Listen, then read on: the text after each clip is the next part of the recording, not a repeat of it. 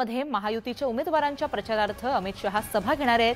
हिंगोलीमध्ये महायुतीचे उमेदवार तानाजी मुटकुळे यांच्या प्रचारार्थ रामलीला मैदानावरती सभा होणार आहे।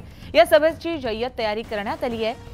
यवतमाळच्या उमरखेडमध्ये सुद्धा अमित शहांची सभा होणार आहे। चंद्रपूर मतदारसंघाचे महायुतीचे उमेदवार किशोर जोरगेवार यांच्या प्रचारार्थ सुद्धा सभेचं आयोजन करण्यात आलंय। विधानसभा निवडणुकीच्या प्रचाराचा जोर आता चांगलाच वाढला आहे।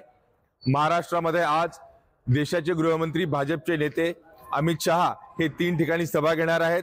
हिंगोलीमध्ये देखील महायुतीच्या उमेदवारांच्या प्रचारात जे आहे ते त्यांची सभा पार पडणार आहे। आज दुपारी हिंगोलीच्या या रामलीला मैदानावर अमित शहा यांची सभा पार पडणार आहे आणि त्यासाठी जे आहे ते हिंगोलीतील महायुतीच्या वतीने इथं भव्य मंचाची ही उभारणी करण्यात आली आहे। आपण बघतोय की या ठिकाणी हा मंच उभारण्यात आल्यानंतर इथं बॉम्ब शोध व नाशक पथक असेल, डॉग स्क्वॉड असेल यांनी पाहणी केली आहे आणि सभेच्या ठिकाणी जे आहे ते अजून सुद्धा बॉम्ब शोधक व नाशक पथक जे आहे ते आपली पाहणी करते।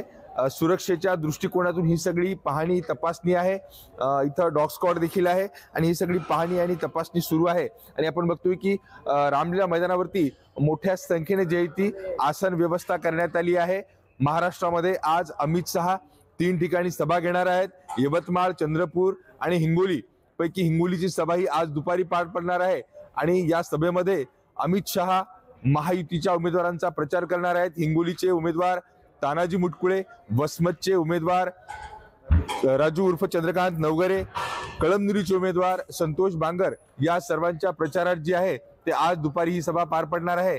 आणि अमित शहा या सभेमध्ये नागरिकांना, महायुतीच्या पदाधिकाऱ्यांना, कार्यकर्त्यांना काय आवाहन करतात याकडे सर्वांचं लक्ष लागलंय।